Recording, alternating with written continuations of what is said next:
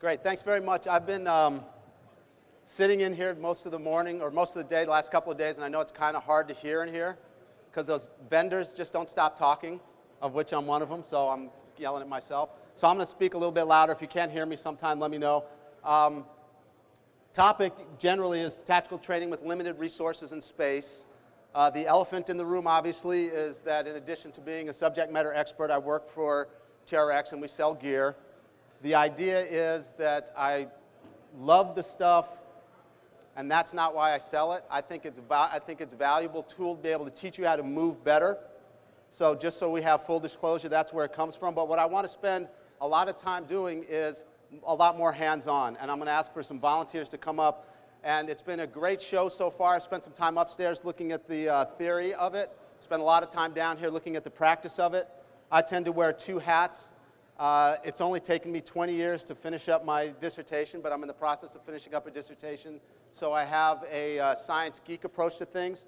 But in the beginning of everything, I was a gym rat from a very young age. And those of you that are older in the room might understand this reference. My nickname in college was Willard, the rat, the gym rat. So I try and bring a good combination of applied as well as theoretical to what we're doing. But I want to spend most of the time today just on how do you take a lot of the great information you've been hearing today on technique for sprinting, movement, whether it be functional movement screen or understanding how to hinge at the hips or how to deliver power from the hips from having a stable core, and try to deliver it in such a way that then you can turn around and take it back to the people you work with, because my assumption is most of you don't work in a one-on-one setting where you have a lot of time to do a lot of cueings and corrections and stopping the workout. A lot of it has to be with large groups, and so what you want to do is find the right cueing and find the right environment to when you give a coaching cue, they almost have to be in the right position. So I'm going to spend a couple of minutes doing some things that has nothing to do with any of the gear, talking about movement, and then we're going to talk about how putting you in different environments to focus on managing the movement, and all of this is going to be able to take place with limited resources and limited space, and it's not the tool. It's not the straps. It's not the sticks. It's not, I spent some time talking to Josh, who's they call the sandbag guy. They call me the TRX guy. And while everybody else calls Josh a tool, we don't really mean he's a tool sandbag guy. But it's how you move your body with the tools you're working with. And whether it becomes Olympic lifting, kettlebell work, it's understanding how do you move your body in three-dimensional space.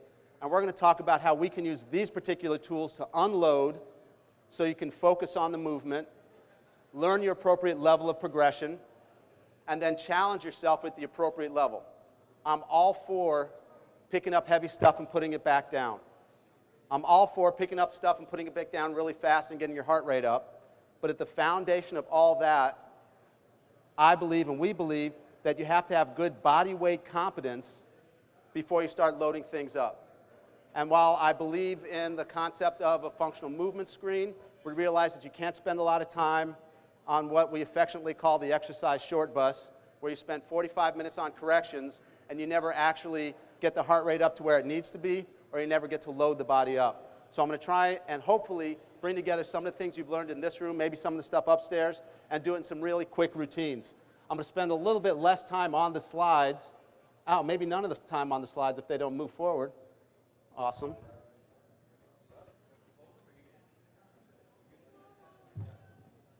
So, having me stand up here and explain our definition, I'm fine.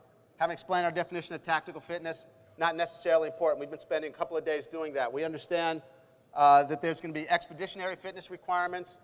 We're going to talk a little bit about foundational movements. So whether you're talking about Olympic lifting, which you just saw in here right before here, I know that there's some sled stuff coming up early. I know there's some kettlebell work, some foundational movements around how to maintain a stiff and stable torso or a plank, how to move into that stable torso and then getting movement where you want it from, the hips turning into a hip hinge, and how that hip hinge can turn into a lunge, can turn into a squat, can turn into a step, and how to take a pull and incorporate some foundational or functional movements that then build on each other.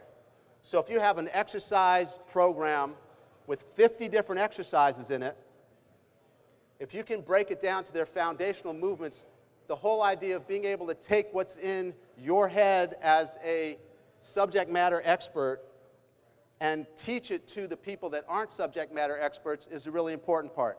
We talk about it's not how much you know that's important, it's how much you can coach that's important. So my premise is, and I'm not going to get through the whole thing today, if I can teach you how to plank, if I can teach you how to pull, and I can teach you how to hinge, I can teach you how to do just about everything else. So now one of the greatest things about our gear is you can do 1,000 different things on it. One of the worst things about our gear is you can do 1,000 different things on it. So if I can take 50 exercises and boil them down to 5 or 6 primary coaching cues, I can now start to connect all this programming together, and I can start to connect the breakdowns together.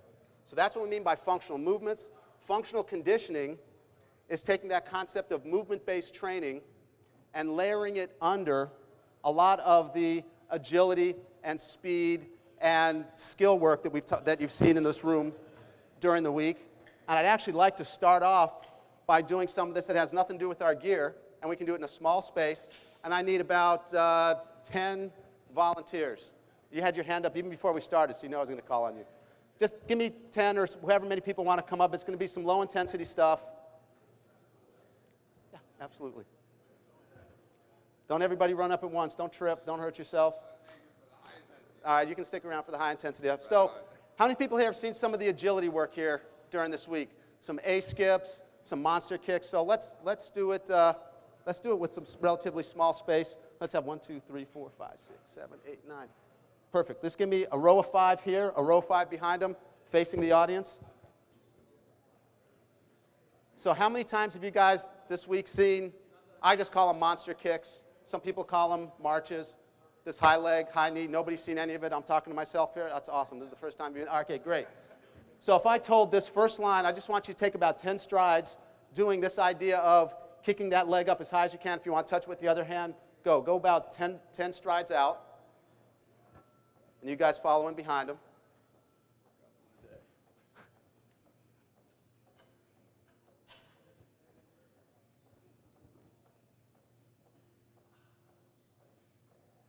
Good. Let me have you do the exact same thing coming back. Those in the audience, just kind of get a visual picture of what's going on. Second line shouldn't start too fast, so you kick the person in front of you.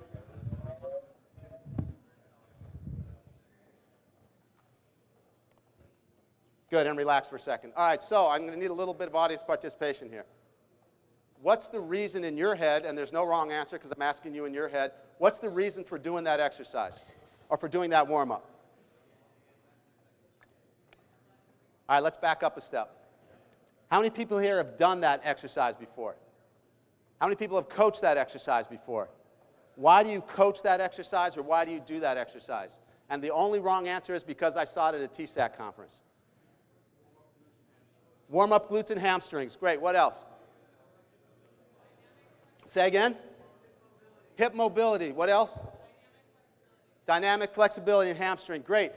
What would you like that movement to look like? So if we're saying we're looking for warming up the glutes and the hamstrings, and we're looking for dynamic flexibility, one of the big coaching cues we talk about is this term functional training. The body knows movement's not muscles. Sounds good, but it's hard to put into practice.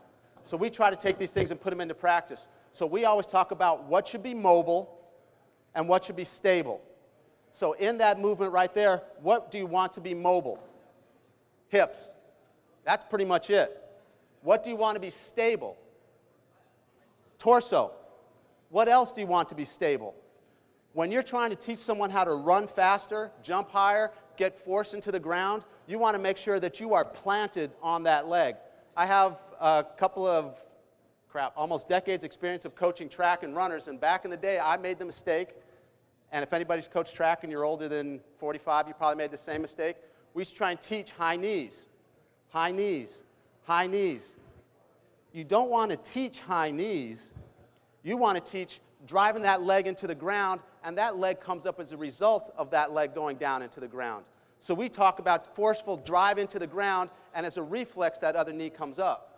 If you focus on how high can I get this foot up, what ends up happening? You get the foot up at what cost? I can touch my hand every time. I must have good flexibility. So I can talk about that all day, but I need to put them in a position where they're getting the feedback of what I want them to do and understand what their limitations are. So what I'm going to have you guys do is all lay down on the floor on your back. Don't hit your head on that. Great. Give me feet together, hands at your side, palms facing the ceiling. Don't fall asleep on me. Give me feet together, toes to the ceiling. And I want you to be, don't look up at me, because I need you to be conscious of the floor touching your body. I want you to feel the floor touching the back of your heels. I want you to feel the floor touching your tailbone. I want you to feel the floor touching the middle of touching your spine between your shoulder blades, your T-spine. And I want you to feel the floor touching the back of your head. And I want you to get really, really heavy into the ground, because from now on, you're not allowed to let most of those points move. I now want you to take your left heel and try and drive it as far away from you as you can, but you're not really going to move. Take your right heel, drive it away from you as far as you can. And now when I say go, I want you to slowly lift your right leg straight up off the ground, but you're not allowed to let those other points of contact move. That heel, that tailbone, that T-spine, that head, they're not allowed to slide on the ground. So keep that left leg long, take that right leg slowly up in the air as far as you can, and bring it back down. And do about 4 reps, nice and slow, but I don't want you focusing on the leg that's moving. I want you focusing on keeping those points of contact in the ground.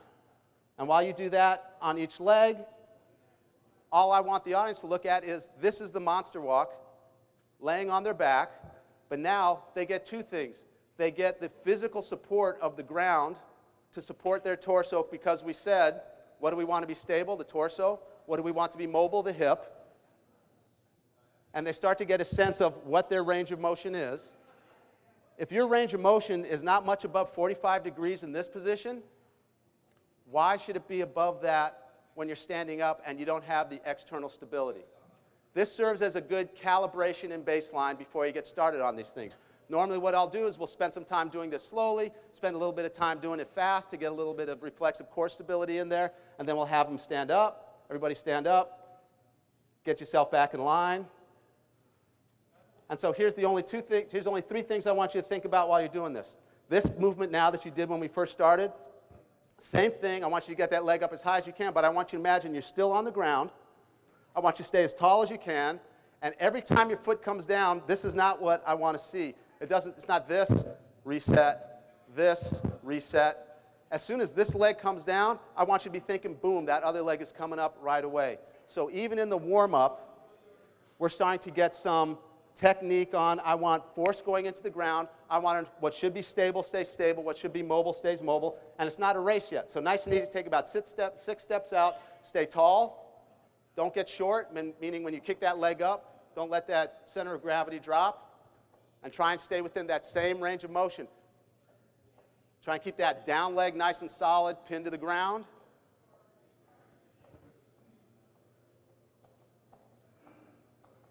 Don't get short, don't get short. Everybody stop for a second.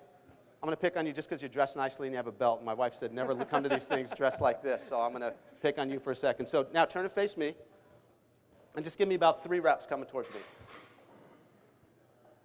So you're getting short? Now, stay here. I don't care. You're going to go right leg up first. I don't care how high the right leg goes. I care that we get some stiffness here, and I care that you stay loaded into this glute here. So instead of this, you just go here. And I want you to think that you're getting heavier into the ground, not getting lighter into the ground. Just give me 3 reps coming out. Better. Better. Don't get short. Give me 1 more. Good. And relax.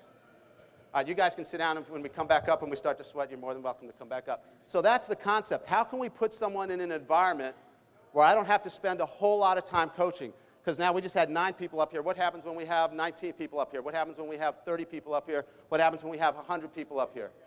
The whole idea is to get them to know what it feels like in a supported environment. How can we set the standard of movement and then change the conditions? So if I can teach you how to plank when I had you on the ground and I was telling you to bring that leg up, you never heard me say keep a plank, but you had me set the standard of head, T-spine, tailbone, heels on the ground. And when that leg comes up, I need you to maintain that plank while that leg starts to come up.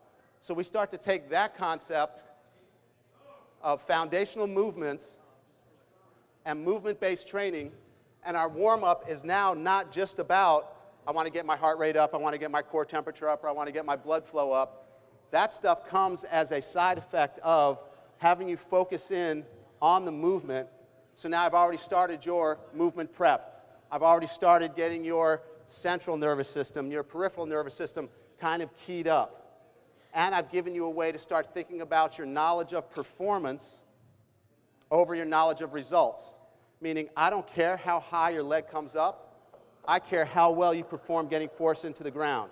So now if I come back to A skips, or if I come back to B skips, or if I come back to backwards running, backwards skipping, I can keep coming back to that concept of, I know to get you faster, I have to get you to deliver force into the ground. And in order to get force into the ground, I need to do two things. I need to get you stronger, and I need to get you more mobile. And when we talk about mobility, we talk about mobility really as a three-component piece. Mobility from a clinical standpoint, you usually hear physical therapists and doctors talk about how the joint actually articulates with it within a certain range of motion. Other people talk about flexibility, mobility, having this component of flexibility, distensibility of the muscles. We talk about it in those ways, but then how does my stability here, or proximal stability, lead to distal mobility? So how can I get strong here to create range of motion here? Not only so a particular joint can be mobile, or a particular set of muscles can be flexible, but so the whole system can work in a way that I can be mobile from point A to point B, whether I'm walking, whether I'm monster kicking, whether I have load on my back, whether I'm crawling, whether I have to sprint. So this idea of mobility as a foundation of strength leading to speed and power is something that you lace into your program without having to explain it to anybody. If I don't have a good mobile set of hips and I start loading on cleans or kettlebell swings or TRX, all I'm doing is I am just creating those compensations. I'm getting structures that shouldn't be managing load to manage load, and I'm getting structures that should not be locked in and stable to get used to being locked in and stable instead of getting mobile. So that's a long way of saying that's what functional conditioning is. I want to work on your capacity and your conditioning at the same time. This means I don't have to spend 45 minutes on hip mobility drills in one session and miss an opportunity to get you stronger. If I lace in 10 or 15 minutes every single day and then put on top of that my other strengthening, even if it's not built on a perfect foundation, at the end of a week, I've got 50 minutes, maybe 70 minutes of movement prep, functional conditioning. At the end of the month, I get to multiply that by 4. At the end of a year, I get to multiply that by whatever, how many weeks there are in a year, 52 weeks, there we go, 52 weeks. So we start to accumulate mobility, functional conditioning, and the sense of how to move better. Because if I can get you to move better, what should be stable, stay stable. What should be mobile is mobile. I can get you stronger. I can get you faster. Most importantly, I can get you more durable. I can get you more resilient. At the end of the day, the person who's in the fight the longest wins. The team that has their best players on the field wins. The team that has their best players showing up and not missing practices wins. So sometimes getting you bigger, faster, stronger might not be the most important thing. It's getting you more durable and resilient so you can continue to show up and get your volume and get your intensity. Wow, that was only the first slide. Okay, so tactical fitness is a quick one. I used to have some conversation with people, and we had one earlier today, which is interesting. They say, oh, there's no difference between how you would train a tactical athlete versus a regular athlete, other than if you wear camo shorts, then you're a tactical athlete coach. And to a certain extent, they're right. You got to run, you got to squat, you got to jump. But there are some different conditions as soon as you start bringing in the idea of load carriage, carrying external load, where that external load is distributed on your body. Different kind of environmental factors. What happens when you're in heat? What happens when you're in altitude? What happens when you're having to breathe through a tank? And what happens, and now this is a little bit different than a lot of regular athletes, what happens when you do what you guys are doing right now? You sit for a long period of time, and then you got to go 0 to 60. On a quick side note, because I'm going to spend a lot of time talking about mobility and movement prep, a lot of pushback I'll get is they'll say, hey, I'm sitting in my car for 3 or 4 hours, and then all of a sudden something goes down and I got to chase a bad guy, I don't get a chance to get up and do some stretching and do all my mobility work. And so that's their rationale for not doing this kind of movement prep, which one, I think is a cop-out, and two, I think is short-sighted. And the two examples I usually give are a race car driver doesn't necessarily have to practice crashing into a wall to get good at it. Or if you know you're going to be without water for 5 days or 3 days, you don't spend the first 3 days being dehydrated. You want to set yourself up for when you're in those extreme, austere environments to be ready to meet those things. So if you have to go 0 to 60, you want to know you have what some people call midnight mobility or midnight strength. You pop up out of bed at midnight, how much can you squat? How much can you move? Because that's what you need to do to drop on the dime. And that's what we're going to talk about in terms of how do you do this with minimal equipment, minimal space. Have to be able to deploy at a period of time, have to be able to react in a short period of time. So we're starting to see having your training in the same place that you might be doing other type of skill events. Now, I am not a military person. I'm not a tactical person. I'm an S&C guy. I'm a sports guy. The great thing about our company is we have an entire military team who have nicely taken me under their wing and make fun of me the entire time. But I get to go in and evaluate a situation and say, oh, this is similar to when you don't have space in a weight room. How can you take the best advantage of the environment you have and find your workouts around that? So you're going to see things that are portable, easy to use, and things that are consistent. The one thing you'll hear people say, hey, the great thing about the set of straps, the great thing about the TRX is it's portable, so we can take it to Afghanistan, we can put it any place. True, but what I want you to walk away from here today is not so much the straps themselves, but what you can do with the straps belong in your workout no matter where you are. Highest level facilities, we have in the NFL, we have them all across professional sports, as well as austere environments. It's not the tool, it's how you're going to use it, and because we're here at NSCA, everything becomes evidence-based, and up till about 6 months ago, it was all anecdotal evidence. Finally, we have some research which isn't published yet. It's in the process of being published with the NSCA journal. We worked out of, or we didn't work out of, Dr. Stu McGill took this up in his lab in Canada, and he did his series of EMG and force plate and joint modeling to look at what are the differences between being in a suspension training environment, a certain amount of body weight suspended overhead, from what we call a limited slip anchor point. You have a single anchor point, so you have to control sway and tilt. So are we getting what we always thought we were getting was better core activation and some better balance work? So we actually have some good numbers. And anybody who'd like to see this, I'm happy to show it to you on my iPad right now, but we're not able to distribute it. There are gradations of muscle activity and spine load characteristics to every task. As soon as we put you in a suspended environment for pushing, for pulling, and for some other exercises, you had higher activation of core muscles. And the good thing about this is, once again, can we put you in an environment where we get the type of muscle contraction, or more importantly, the type of movement we want, without having to cue you a lot? With giving you some simple cues of, hey, maintain your alignment. Now that you've got that plank, and now that you feel that tension in your core, that's your standard of a solid plank. Now I'm going to have you push. It's a moving plank. I'm going to have you pull. It's a moving plank. I'm going to have you lunge. It's a vertical moving plank, because I want this to be stable and this to be mobile. And now I can start to get you movement-based training just about anywhere. Bar graphs with whiskers always look impressive, so I thought I'd throw that up there to impress everybody out there. So we're going to actually get to more of the hands-on part. We talk about being body weight competent, meaning you should be able to move your body really well before you start loading it up. How many people here work with populations where your people have all the ankle mobility they need, all the hip mobility they need, all the T-spine mobility they need?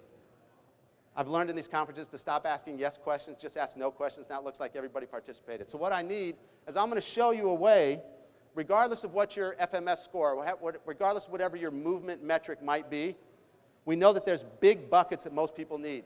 If I can get a little bit of ankle mobility, if I can get a little bit of hip mobility, if I can get a little bit of T-spine mobility, and I can do it in a safe, effective way where I can do a lot of people at once, that's relatively beneficial. So what I'd like to have is, what do we got, 1, 2, we have like 6 or 7 people come up here, and I'm just going to take you through probably a 6 or 7 minute general warm-up. Not necessarily a targeted warm-up, a general warm-up. So come up here, grab some straps. mic. So I'm going to grab this one, and you guys grab any one of these out here. Wait, 1, 2, 3. There you got. Here you go. Oh, now you did. It's like musical chairs. All right, so I'm just going to talk to them for a second. You guys watch, and then we'll talk about it real quick at the back end. Has anybody here not been on the straps before? Awesome, great, that's even better. Any injuries I need to know about? Good, all right, so all I want you to do, I got a pelvic thing going on, but I think it'll be okay. just do whatever. If anything starts to feel uncomfortable, let me know. So all I want you to do is grab the handles, hold them like this, elbows bent right underneath your shoulders, feet together, feet flat on the floor, and let yourself just lean back. And now, if you guys are like good moving people and good athletes, I want you to forget that for a second. I want you to imagine you're like the average person in the world at this point. And all I want you to do is I just want you to sit on the floor. I want you to actually sit on the floor. If that means you need to walk in a little bit, good. So now what we got is we got pretty much an ugly squat position. We got a lot of rounding in the spine. We don't have much ankle dorsiflexion going on. I want you to feel your feet nice and flat. And now all I want you to think about doing is getting as tall as you can in the spine, but I don't want you to stand up. So if you can see me, all I'm going to do is try and extend my spine, and my knees automatically rock forward a little bit, so my butt's going to come up off the ground. So give me a nice tall spine. And now stay low and just row back and forth. Give yourself about 5 rocking motions here. Heels stay down. So I get a little bit of double ankle mob right here. I get a little pulling. I want your torso to stay nice and tall. Because I'm holding on the straps, I get a little bit of reflexive core stability. Sit back down on the ground, relax for a second. Straighten out your right leg, put it flat on the floor. Take your left ankle and put it about knee level of the other leg. So now I've got a little bit of dorsiflexion in that bent knee. That right foot is staying on the floor the entire time. That left foot staying on the floor the entire time. Give me a tall spine again. And now just give me an ankle mob just on the left side. So give me some rows, and you can bend that knee as you come forward if you like. But you'll probably notice, keep that heel down, keep that left heel down. You'll probably notice you're getting a little bit more mobility in that ankle when you do singles, which is fine. Heel stays down. Keep that left heel on the ground. Yeah, up. Heel down. Boom. Lock. Yeah. Heel stays down. Yeah, both heels stay down. Great. Relax. Switch legs. Left leg out. Right ankle even with the left knee. Extend that spine. Give me some ankle mobs here. So really try and rock that knee forward over the toe here. Don't come up. Eyes on me just for a second. So we're not looking for this. We're looking for this. A nice rock forward. There we go, better. Now suppose you have people that have trouble getting up and down off the ground. All you got to do is walk yourself back a little bit with some straight arms. Give me a tall spine. And basically you're hack squatting yourself up. And you can relax for a second. Ankle mobs real quick. Here we go. Next thing we're going to do. I still want you to get to the ground under control. Lean back. Drop down. You can sit on the floor again. Ugly squat. Now I want you to extend that spine and walk yourself back into a prettier squat. I want you to find a place where your feet are flat, your hips are as low as feels comfortable, but I want you to take your elbows and put them on the outside of your knees with your feet flat and nice and tall. Now I want you to push your knees out against your elbows. I want you to squeeze your elbows in on your knees, and I want you to look over your right shoulder like you're trying to look into the back seat of your car. And then come back. Keep pushing out on the elbows. Keep pushing in on the knees. Look over to the left side. Do it a couple more times. I'm going to get up.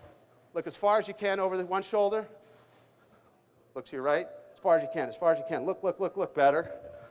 Turn those shoulders a little bit as you go. Nice. Sit back down on the floor and relax. So we get to lock off the lower part of the body. We get just a little bit of loaded T-spine mobility. We're going to get a little bit more T-spine mobility here in a second. Now we're going to do something a little bit different. I want you to come up, find that bottom position, but this time elbows are inside your knees. And I want you to find a position that if I were to come by and cut those straps, you might not fall back. But I want heels down. I want elbows inside knees. Now I want you to use your elbows to try and spread your hips a little bit, feel a stretch on that inner thigh. And now I want you to just feel like you're rocking back and forth on those ankles. So before we had stable lower body, mobile upper body. Now we're keeping a stable upper body, getting some more ankle mobs at the bottom. And now take those elbows up high. Walk back till you feel comfortable. Now I'm in a little bicep curl here, but I got tension on my straps. Now watch what I'm going to do. My hands are about 3 feet off the ground. And all I'm going to do is go from a bicep curl to a tricep press without my hands getting any higher from the ground. So you unload the squat and you get to come up, lean back, drop down, give me a tall spine the whole time, curl in, heavy on those heels, keep tension on the straps, go from a bicep curl to a tricep press. One more time, lean back, drop down, curl in, tricep press up. Now that we know what that bottom position feels like, we're going to go from this tricep press, start to pattern it back down to a bicep curl. Tension on the straps the whole time. Stay tall, feet flat. And give me about 2 or 3 reps here. As slowly as feels comfortable. Feel like you're pushing into those straps the whole time.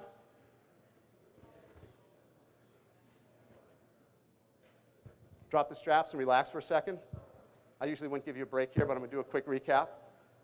So we got to go to the bottom. We got some double ankle moves. We got some single ankle moves. We got them at the bottom, locking off that lower back. We got a little bit of loaded T-spine mobility. That cue is just look over like you're trying to go into the back seat. Then we took elbows inside. We got to open up the groin. We just call that like a prying move. Open up the hips and get some rocking in the ankles. Then I got it from that bottom position. Now that they got everything kind of mobilized, everything activated, I can unload that squat from the bicep curl to the tricep press and keep scooping them so they go from the bottom up. And then we'll just pattern it up and down.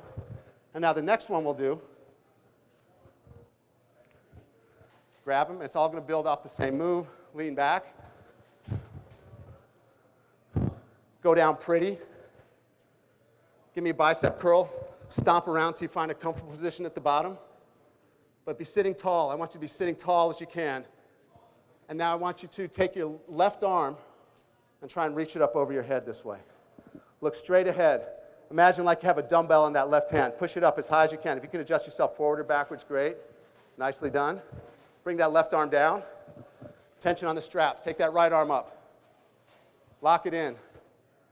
Extend that elbow. Give me a little Stevie Wonder, meaning give me just a little bit of rock in the head. So now I know you're not holding tension in those upper traps. Bring it back down. Here we go. We're going to put it together. Give me left arm up. Give me right arm up. Overhead squat position. Both arms up. Oh, sorry, you guys are holding hands over there. That's okay. And now, give me a little Stevie Wonder. Own this bottom position here. Now feel like you're trying to drive your heels into the ground. Stay tall. Extend your hips. Come up. One more time. Lean back. Drop down. Curl in. Reach right. Reach left. Stand up.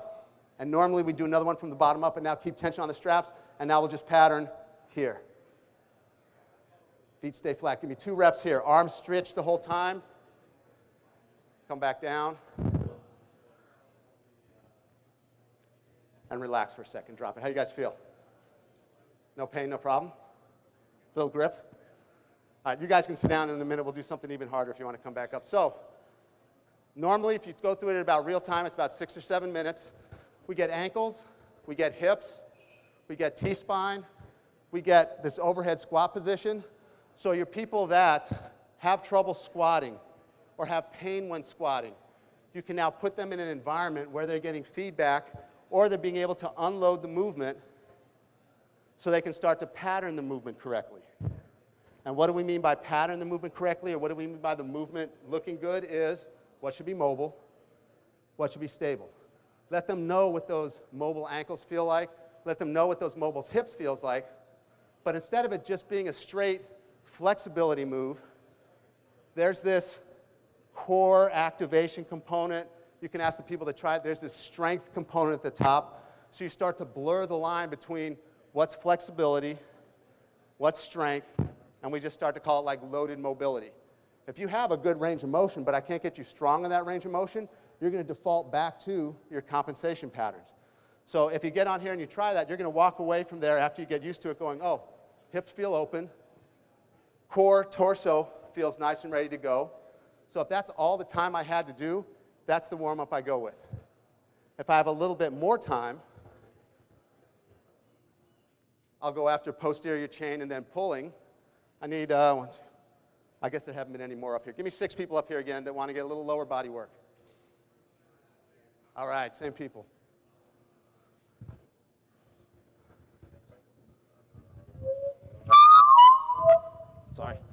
So now go ahead and have a seat on the floor facing the straps.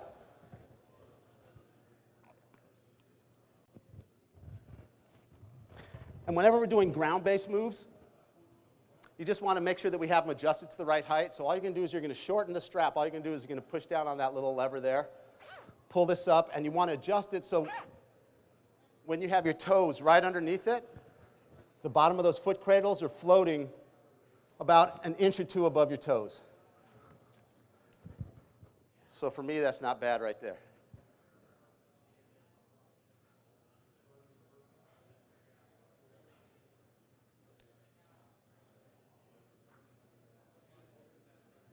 Don't break out the micrometer or the ruler or anything, just close, as long as it's floating over the toes.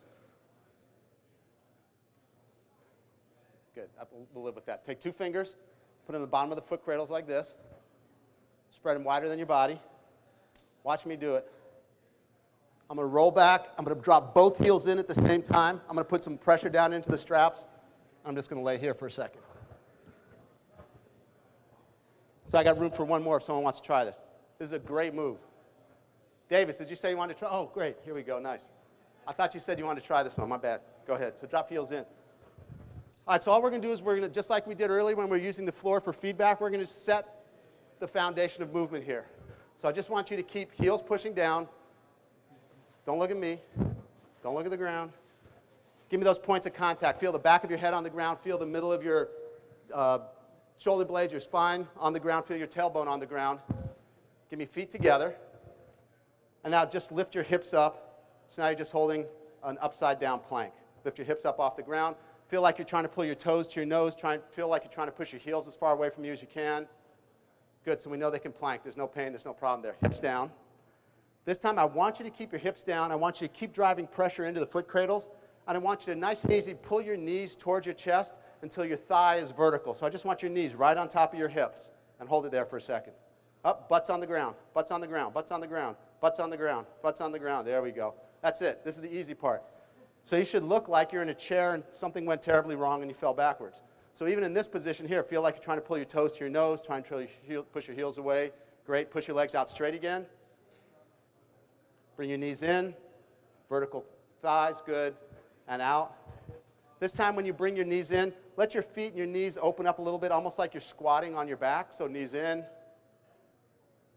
Knees out. Tailbones down. Knees in. Knees out. Hold it there just for a second. So if you have somebody that says, I can't do a squat because my hamstrings are too tight, and they can do this move, you've gone a long way to show them it's not that your hamstrings are tight and you need to stretch them. You need to make sure you're sequencing the muscles right and you're firing the muscles the right way. So now we know they can plank. We know they can go through that range of motion of, I'll call it triple flexion. It's really double flexion, but going knee and hip. So I want hips up off the ground and hold the plank. Hips up off the ground, hold the plank, head back, feel your head on the ground, feel your middle back on the ground. Now hips don't get to move any higher. You're about 6 inches off the ground with the hips. Pull your knees on top of your hips. Hold for a second, and then out.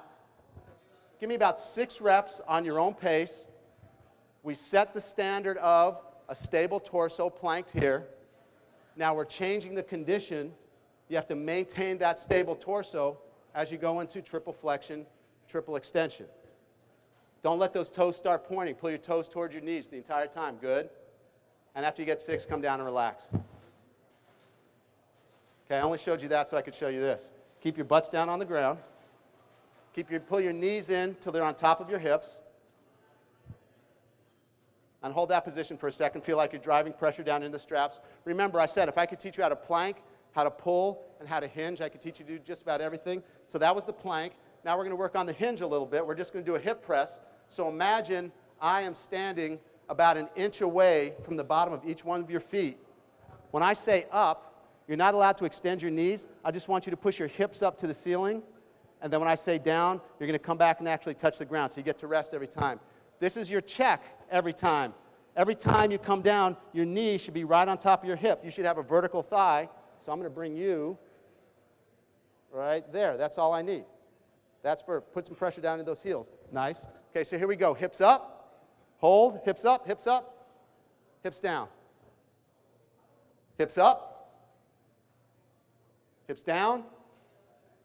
Hips up, hips down, relax, but we're not done. Straighten out your legs for a second. So the goal here is to get a straight line going from your shoulders to your hips to your knees. The thing you have to worry about is, what do most people do? They'll substitute back hyperextension for hip extension. I don't have time to cue them on what that means, so here's what I'm going to cue them on. Take your thumbs, put them at the bottom of your rib cage. Take the finger that everybody in LA waves at you with and put it at the top of your pelvis, ASIS, on your pelvis right here. That space is not allowed to get any bigger. That space is not allowed to get any smaller as we do the hip press, so keep your fingers there. Keep your hips down, pull your knees on top of your hips. Heads back. Yep, butts down still, butts down, the easy part, butts down. There we go. Now, hips up. Nice. Hips down. Hips up. Hips down. We're doing 3 more. Hips up. Hips down. Hips up. Hips down. Hips up. Hips down. And relax. Straighten out your legs. Don't come out of it. I only showed you that one so I can show you this one. Now we're going to put it all together. We set the standard of a plank. We showed that they could go triple flexion, triple extension. We had stable hips, mobile knees when we were doing hamstring curls. We went to hip presses. Now we had stable knees, mobile hips. Now we're just going to put together as a 4-count movement. When I say up, hips come up. When I say in, bring your knees on top of your hips. When I say up, hip press up. When I say down, hip press down. When I say out, straighten out your legs. That's 1 rep. We're going to do 360 reps. Here we go. Get ready. Here we go. Hips up. Up. Just hips up. There we go. There's our plank. Knees in. Hips up. Hips down. Legs out. Down and relax for a second. That's 1 rep. Now we're going to do 3 reps in a row without hips coming down to the ground. There we go. Hips up. In. Up. Down. Out. In. Up.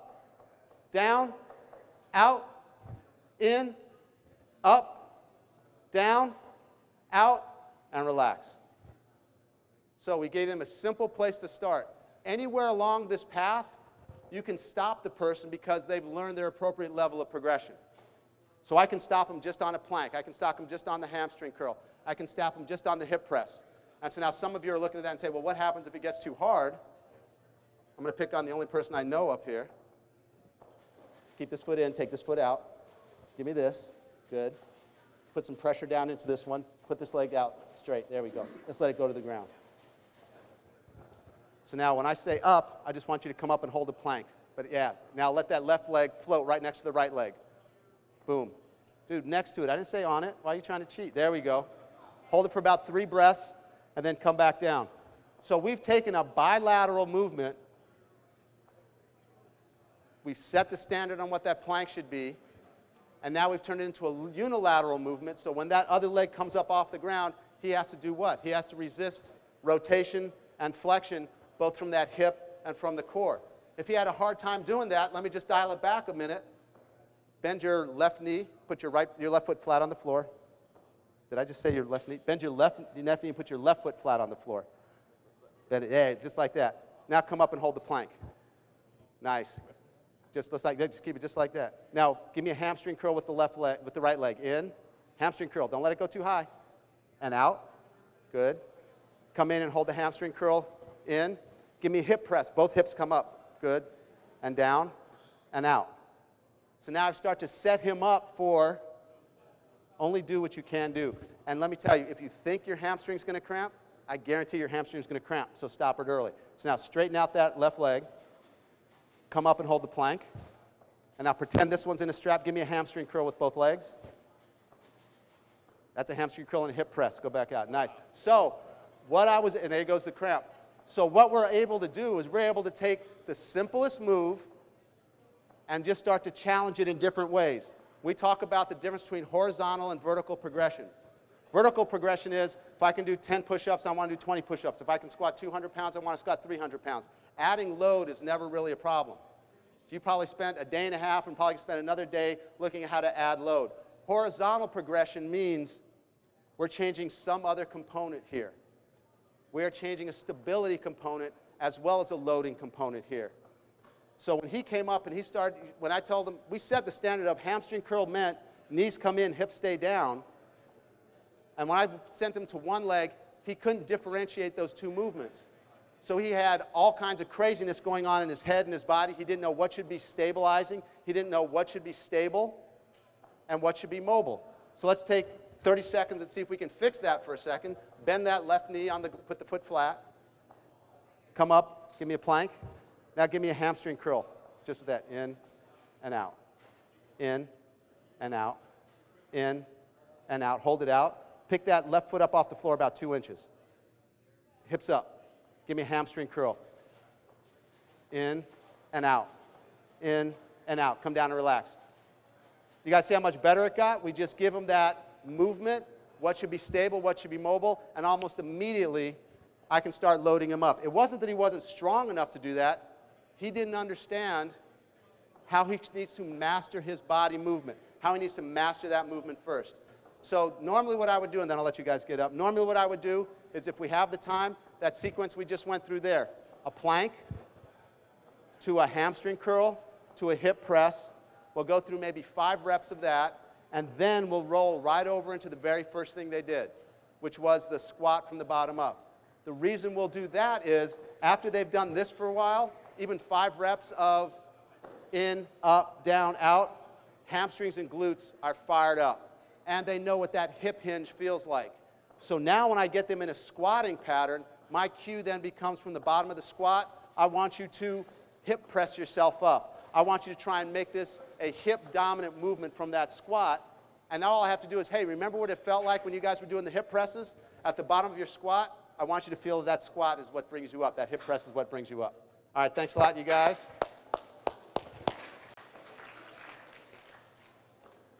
So let's do, so we went through plank.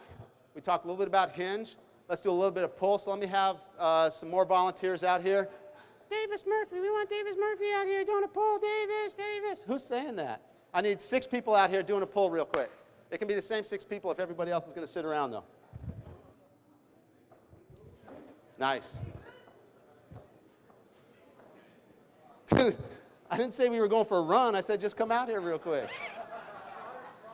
So now what I want you to do is I want you to shorten the straps all the way up, just so those adjustment tabs are at the top of the straps.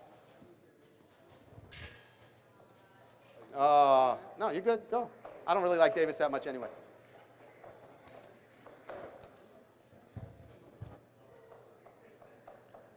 Okay, so you 6 people up here right now. Remember, we've been talking about a plank the whole time. So now all I want you to do is start to treat this like a moving plank. I want you to start with your elbows bent right underneath your shoulders. I want you to have tension on the straps. I want you to walk your feet forward so your feet are maybe 8 to 12 inches in front of your hips. And if you don't feel like you're going to slip, pull your toes up off the ground. If you feel like you're going to slip, you can keep your feet flat. And now, give me about, at your own pace, about 10 body weight rows, up and down. Okay, while we're doing the rows, I know you guys won't answer me. Why do we normally do back exercises to work what? The back. To work the back. If we're trying to work the back, what should be the joint or pseudo joint that really initiates the movement? Say again? Scapula. When most people row or pull, what's the first joint that normally moves? The elbow. So one of the big problems we have in trying to coach cleans and pulls are they start to bend the elbow first, and now you've lost the ability to transfer speed and weight, power to the bar. So what we'll do is we'll start to break down the row in a way that we try and get them to initiate from shoulder blades going down and back and finish with the biceps. So get yourself set. Feet are about 8 to 12 inches in front of your hips. Let yourself lean back. Give me long arms.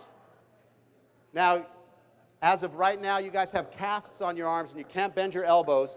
And the goal is how close can you get your sternum or your chest to that anchor point just by pulling your shoulders down and back. Give me about 5 or 6 reps here. We just call those scapular J's.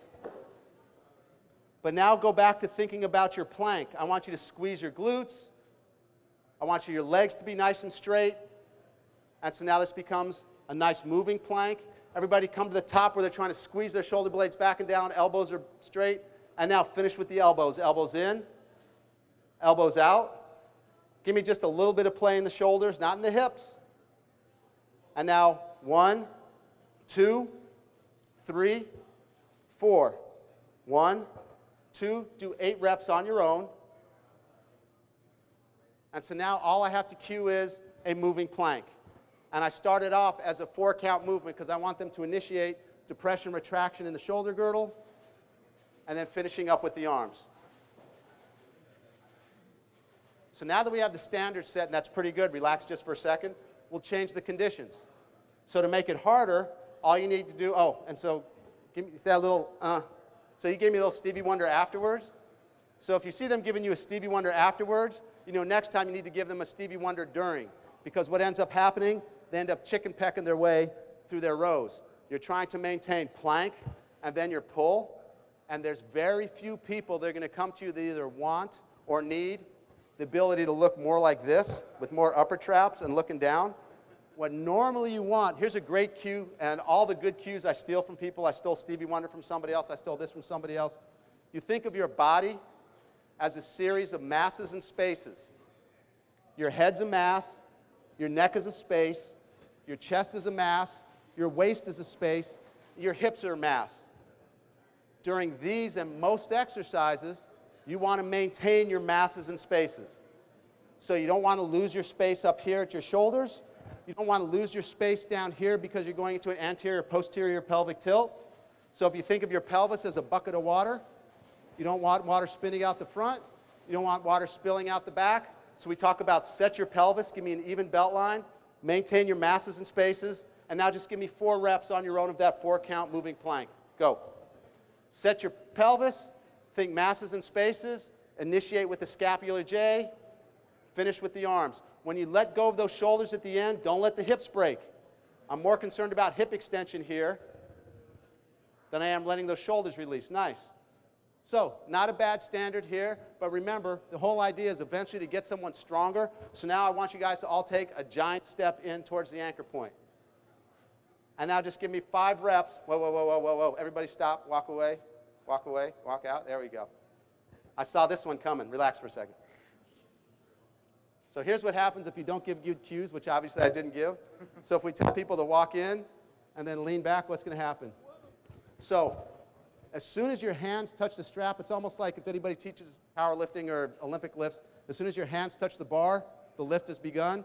As soon as your hands touch the handles here, the lift has begun. So I want tension on the straps, lean back, and then walk in to what feels like a comfortable angle. And if you want to go to a knee bent position, that's fine. But now we've set the standard of give me a plank, give me a depression retraction, pull, here, here, here, here. So grab them, tension on the straps, lean back, walk in, go 5 reps. Think hip extension, think plank, and then a 4-count movement.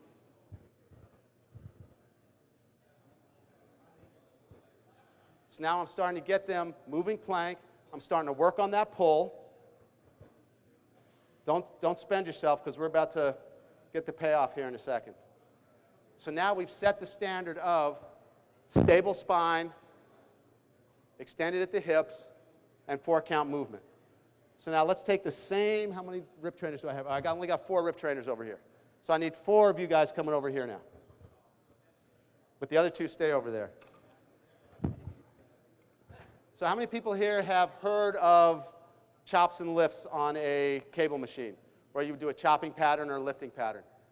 Great if you have access to the machine. Not so good if you are someplace where you don't have access to a machine. You don't have to take the rip trainer and mount it high and mount it low. All I want everybody to do is stand with their left shoulder towards the middle here. I want you to take your left hand and turn it palm up. I want you to take your right hand and turn it palm down. And now I want you to kneel on the ground, both knees. So you're just going to go to a tall kneeling position like this. I want knees pretty close together. You can do whatever you want with your feet right now. You can point your toes. You can tuck your toes.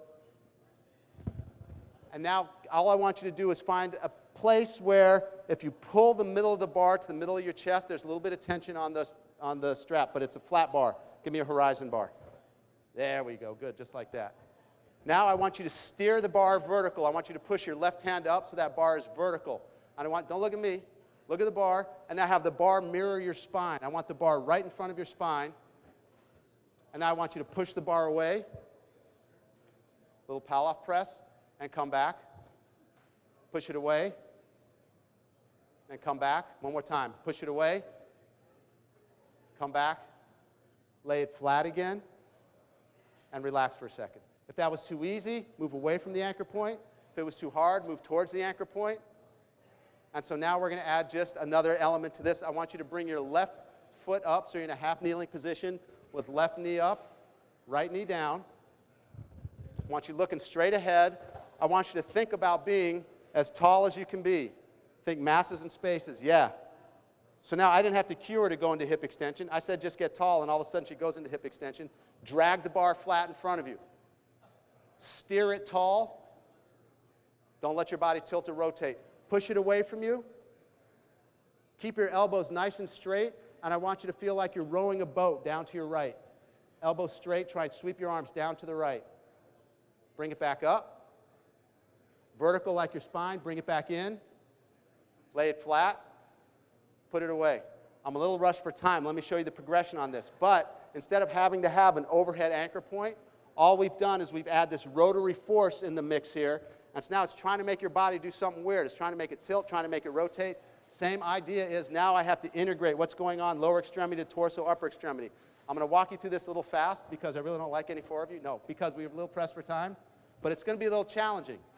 Not challenging hard, challenging, difficult in sequencing. So now, same thing. Get yourself set. Look straight ahead. Don't look at me. Drag the bar flat. Steer it vertical.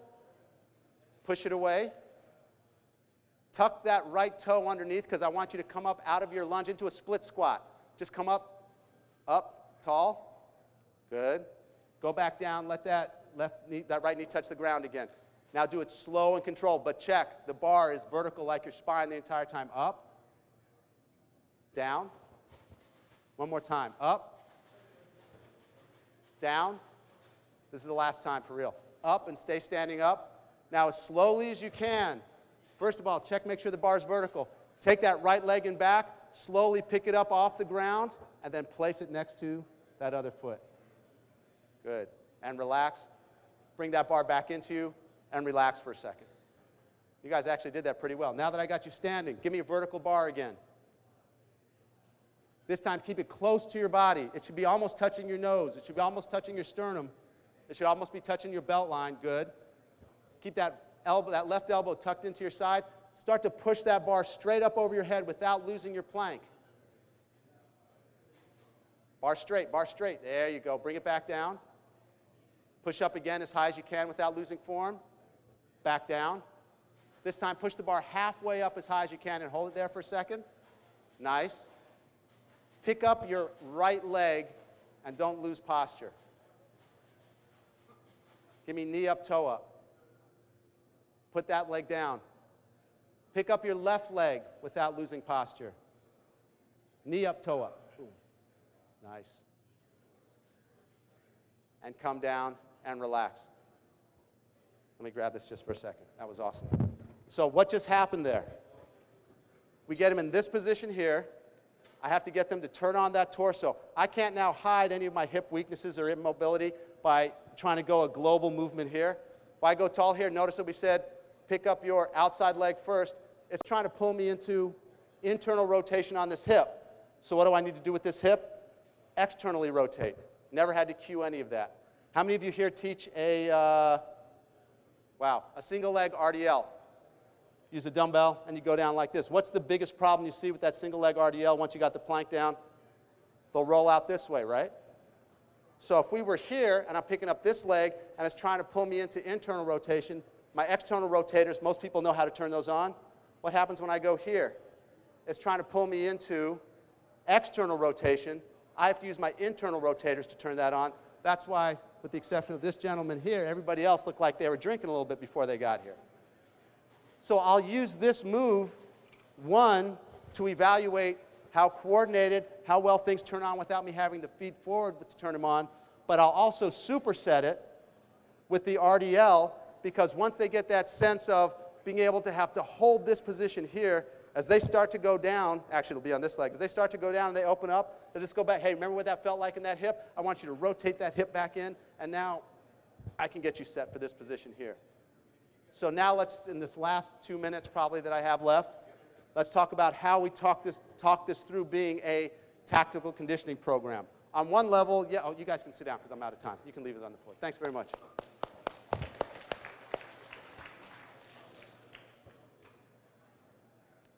Like most athletes, everybody's working with the same body. So at a certain level, we have to be able to say what should be mobile, what should be stable. How can I put you in an environment where I don't have to coach you through every part of the movement? It's almost a self-limiting exercise, but how can I put you in an environment where, one, I can unload you, so what should be stable can stay stable, what can be mobile. So if you have people that have trouble squatting, sometimes they just don't know what it feels like to squat, I can unload you in this plane and start to create, some triple flexion, triple extension. I can move into mobility, and I can load you up. I can also load you up more, just like we did over here where we went from 2 legs to 1 leg. How can I then take something that seems like it's not sports related or tactical related, but what happens as soon as you load somebody up? How many firefighters we have in the room here or work with firefighters? Stepping up and stepping down off a higher platform is going to be a source of dysfunction or injury. What do we want that step to look like? We want it to look like what should be stable, what should be mobile, and where do I want that power coming from? So we'll use this to prep for either an RDL, because now I've got this reflexive core stability, this reflexive internal-external rotation at the hip. I don't want to get too close to that speaker. And this is a little high, obviously. But now that I know what that starts to feel like, we can start to cue them into, as you start to drive into that, as you start to drive into that step, I want you to think, I don't want you going into momentum here. I want this to stay stable. I want this to be mobile, and we can start to drive from this position. Now, is your posture going to look like that exactly when you're geared up? No. But as a strength and conditioning coach, my goal is to not have you mimic the move that you're doing out in the field. My job is to prepare you strength-wise, mobility-wise, movement strategy-wise, and how can I take the easiest movements, which may be a step up that normally we do like this. We'll throw ourselves forward to create some momentum. We'll get a little pre-stretch on the ankle. We'll lean our body forward to get that center of gravity closer, and we bring ourselves up. I'm using mechanical advantage. I want to take all the mechanical advantage out so I can take the easiest move and start to make it hard. So then when I'm loaded up and I default to a less effective pattern, I still have this proximal stability for distal mobility. That's my time. I'm happy to answer some questions afterwards, and if anybody wants to see that article, I'm happy to show you that as well.